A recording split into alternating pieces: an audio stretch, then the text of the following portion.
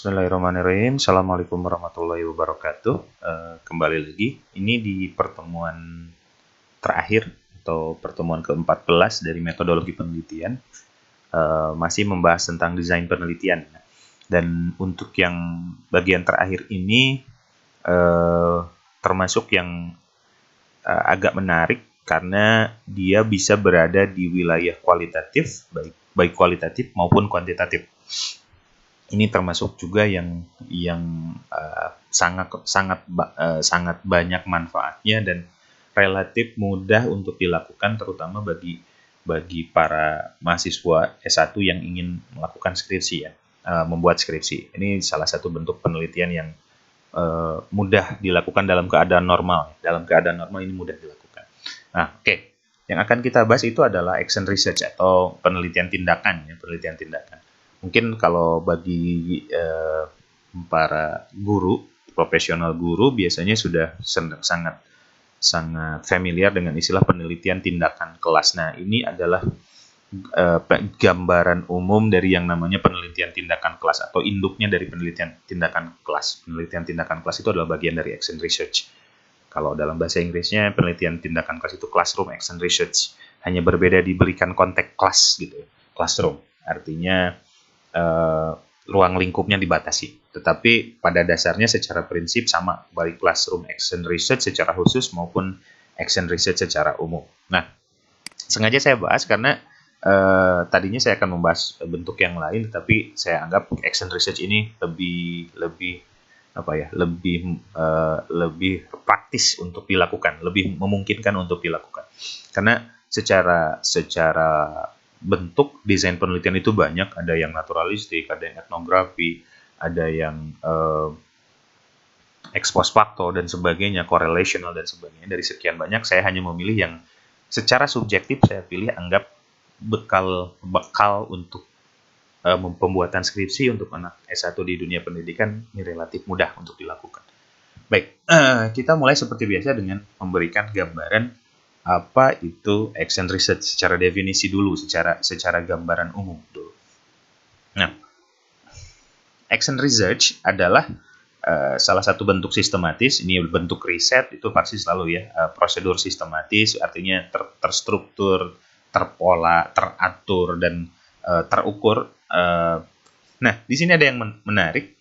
By teachers ada penekanan karena di dunia pendidikan ya menjadi konteks penjelasan metodologi penelitian kali ini, boleh oleh teachers atau individu yang lain selain teacher, mungkin praktisi yang lain, terutama dalam di setting pendidikan, untuk mengumpulkan informasi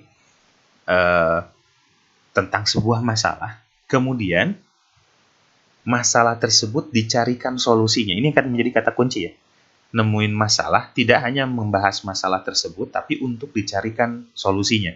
Agar terjadi peningkatan, ada improve ya, bahwa action research itu kata kuncinya, masalah yang tadinya ada harus tidak ada, praktis yang tadinya belum baik menjadi baik, praktis atau sebuah tindakan atau sebuah kegiatan atau sebuah praktek yang dilakukan sebelumnya baik, bisa jauh menjadi lebih baik. Misalnya di sini baik dari bentuk pengajaran, dari bentuk pembelajaran, dari bentuk materi dan sebagainya, yang jelas ketika ada masalah ditemukan, masalah tersebut diidentifikasi, kemudian direncanakan untuk diperbaiki untuk memperoleh peningkatan. Ini siklus atau tujuan penelitian action research. Jadi kata kuncinya adalah menemukan masalah untuk kemudian diperbaiki, kemudian agar hasil yang mempengaruhi masalah tersebut menjadi lebih baik.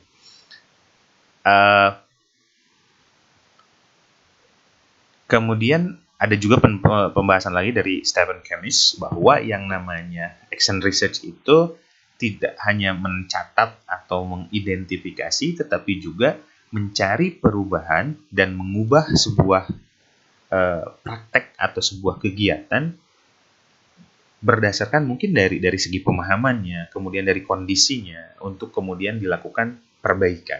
Nah, disebutnya juga ada yang menggunakan istilah yang menarik, practice changing practice. Jadi sebuah kegiatan yang merubah sebuah kegiatan. Praktek yang merubah praktek gitu. Nah, ini menjadi hal yang menarik ya, karena saya bayangkan kalau misalnya setiap guru atau institusi pendidikan melaksanakan action research secara berkala, maka sebuah kegiatan atau sebuah tindakan akan secara berkesinambungan setiap tahun atau setiap semester itu diperbaiki. Artinya akan ada peningkatan yang terjadi setiap semester atau setiap siklus pendidikan. Tidak terbayang hasilnya jika benar-benar ini secara ideal dilakukan oleh para guru atau kepala sekolah atau orang-orang yang berada di dunia pendidikan untuk melakukan action research.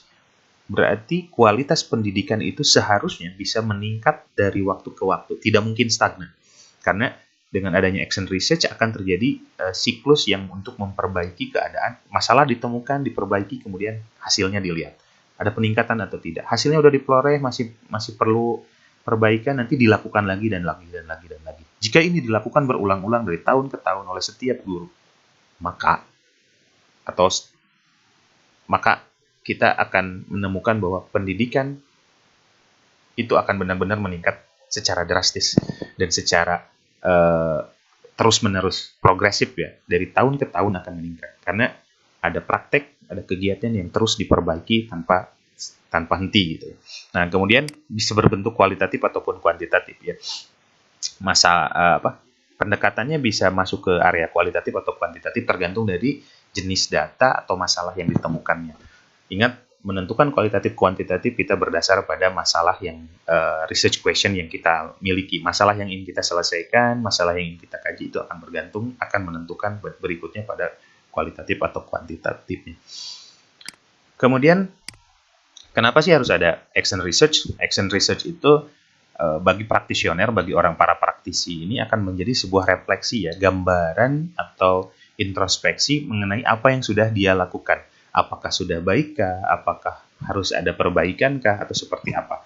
Nah, ini bisa menjadi review bagi praktisi, bagi guru, misalnya kepala sekolah atau pengawas atau sebagainya yang bergelut di dunia pendidikan untuk meningkatkan kembali tata cara yang mereka lakukan.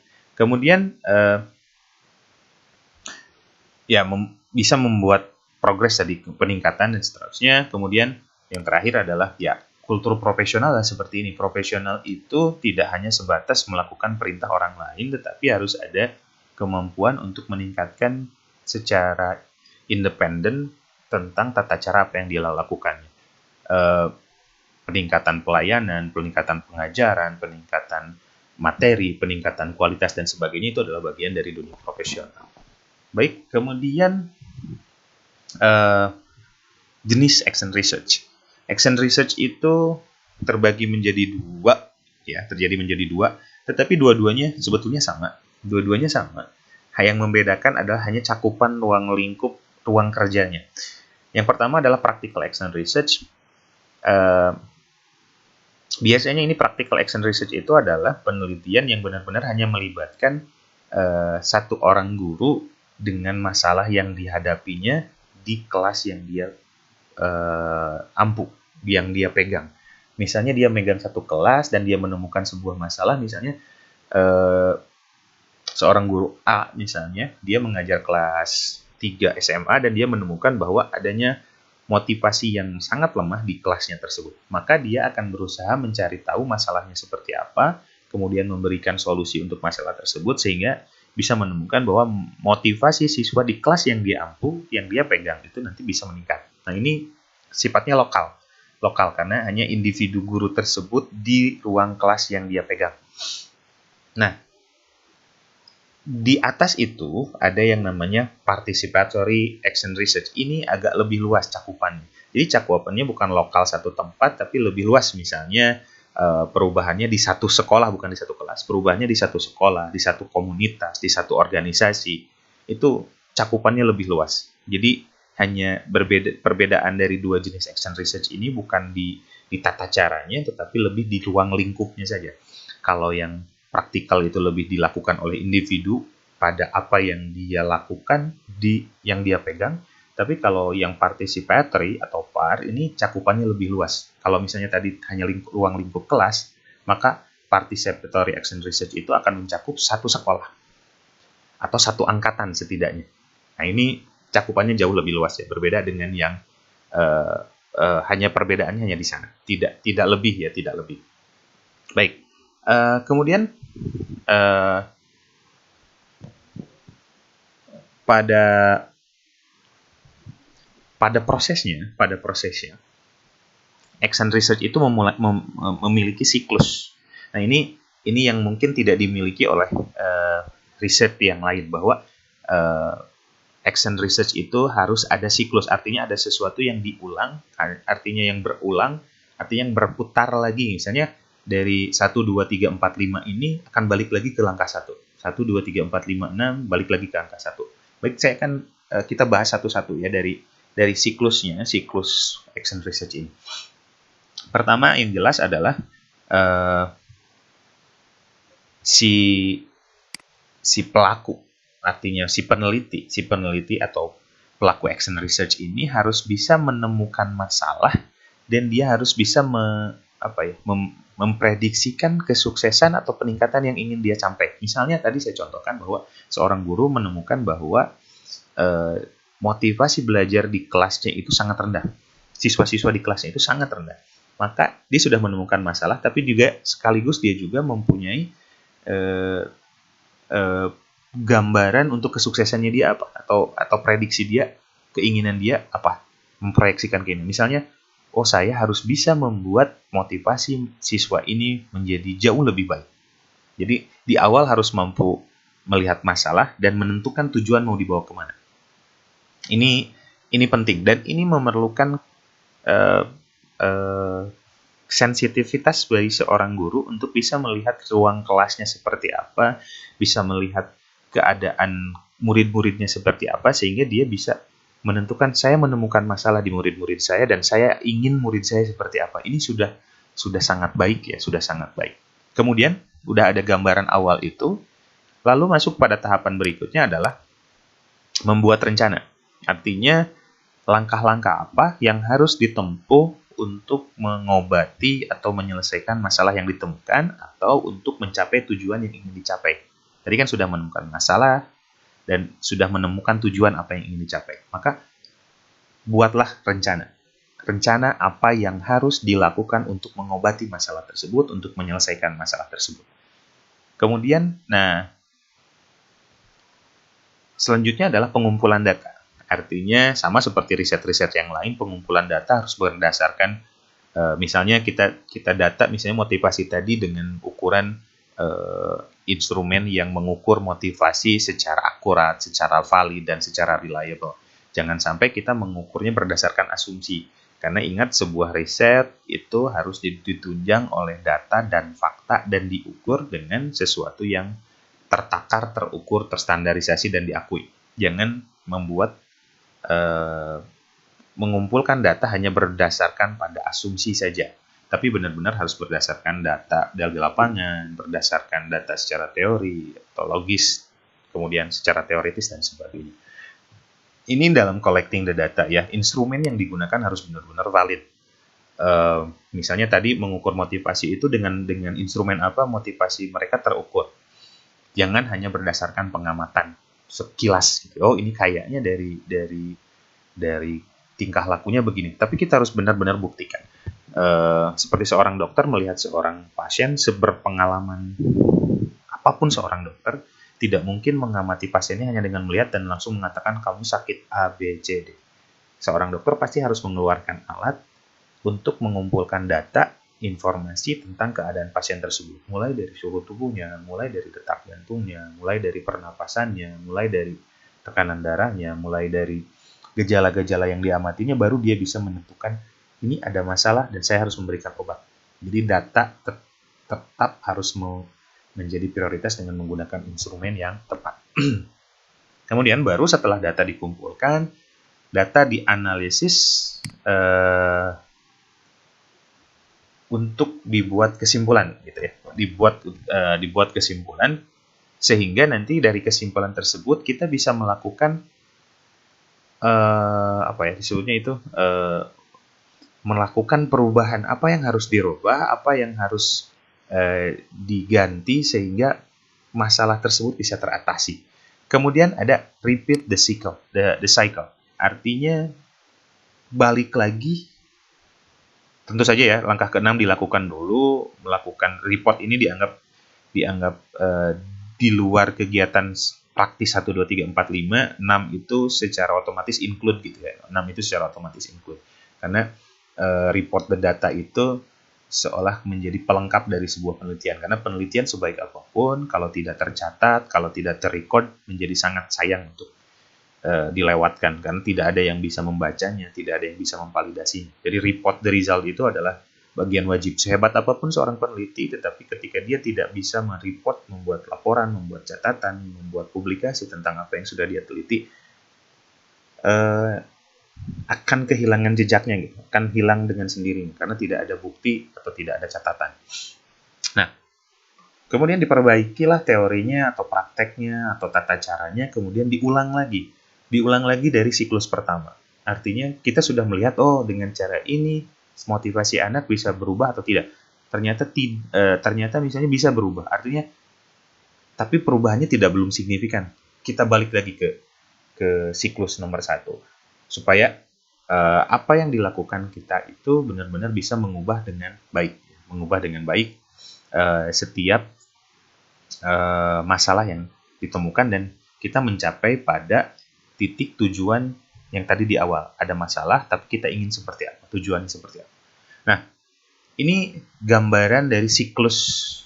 Kenapa disebut siklus? Karena ini berbentuk tidak selesai, akan balik lagi.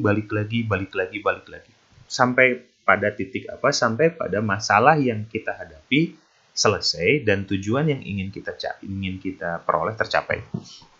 Jadi tadi dari mulai nemuin masalahnya apa, mengidentifikasi masalahnya apa, kemudian targetnya apa, kemudian ada rencana, kemudian pengumpulan data, kemudian menganalisis data, bisa langsung ke sini, adjust the theory and begin again, muter lagi, balik lagi ke siklus awal, balik lagi ke sini. Nah, kalau tidak salah biasanya ada yang menggunakan 2-3 siklus dalam sekali penelitian action research. 2-3 siklus ini jadi tidak mungkin satu siklus gitu ya. Biasanya sebuah penelitian itu perlu refinement atau perbaikan supaya siklus pertama misalnya masih menemukan masalahnya itu tetap diperbaiki sehingga nanti masuk ke siklus kedua. Di siklus kedua bisa diperbaiki lagi sehingga hasil yang ingin dicapainya juga menjadi jauh lebih baik. Nah, memang ada kendala ketika melaksanakan action research ini bagi yang menulis skripsi adalah adanya siklus tersebut. Siklus tersebut mengharuskan peneliti melakukan tidak hanya sekali jalan untuk pengambilan data, tapi harus melakukan 2 kali siklus untuk memastikan bahwa target yang ingin dicapainya terpenuhi ya. Misalnya saya analogikan lagi kembali seperti ketika Anda datang ke dokter, biasanya tidak cukup satu siklus ya. Misalnya satu siklus pertama itu Anda diberi resep untuk selama 3 hari. Dan dokter biasanya mengatakan, setelah habis obat ini, tolong cek lagi kembali ke sini. Nah, itu dianggap satu siklus pertama. Nah, kalau belum sembuh, ketika datang lagi, dokter akan memperbaiki misalnya, bertanya lagi, sekarang bagaimana kondisinya, apa yang masih dirasakan, obat yang kemarin seperti apa, dan selanjutnya. Diidentifikasi lagi, kemudian dokter melihat misalnya, oh ternyata ada perbaikan di A, tetapi masih ada yang jelek di B. Berarti mungkin ada penggantian obat, atau ada obat yang dilanjutkan, ada obat yang dihentikan. Ada keadaan yang dianggap ini udah baik, ini masih harus diperbaiki. Di siklus lagi, benar-benar sampai pada titik bahwa dinyatakan sehat. Nah, makanya tadi saya bilang action research ini menawarkan sesuatu yang luar biasa seharusnya dalam dunia pendidikan, karena jika digunakan secara konsisten dan profesional oleh setiap guru atau oleh setiap praktisi pendidikan, maka kualitas pendidikan itu seharusnya dari tahun ke tahun akan semakin meningkat. Karena setiap guru mempunyai metode atau tata cara pengajaran yang terus dia perbaiki setiap tahun. Artinya yang tadinya pengalamannya 0 menjadi ahli di bidangnya, dari pengalamannya yang hanya nilai 2 menjadi nilai 8 dan seterusnya, itu terus terperbaiki, dan manfaatnya sebetulnya akan dirasakan oleh semua. Kualitas pendidikan itu muridnya memperoleh manfaat dengan kualitas profesionalisme gurunya yang sangat tinggi, gurunya pun mendapatkan pengalaman profesional yang baik karena dia mempunyai metode yang tahan uji. Artinya metodenya sudah terbukti. Metodenya bukan metode coba-coba lagi, tapi metode yang benar-benar sudah dia buktikan melalui hasil riset, penelitian, atau kolaborasi dengan pihak lain, sehingga menghasilkan metode, strategi, atau materi pembelajaran yang berkualitas. Maka jika nanti suatu saat Anda menjadi praktisi dalam dunia pendidikan, rasanya sangat sayang sekali kalau Anda melewatkan action research ini sebagai bagian dari penelitian Anda. Sesuatu yang sepertinya wajib dilakukan bagi Anda seorang praktisi pendidikan untuk bisa melakukan dan menerapkan action research ini untuk memperbaiki kualitas pendidikan secara khusus. Apa yang Anda lakukan secara umum, pendidikan secara luas nanti ke depan. Mungkin itu saja yang bisa saya sampaikan tentang action research.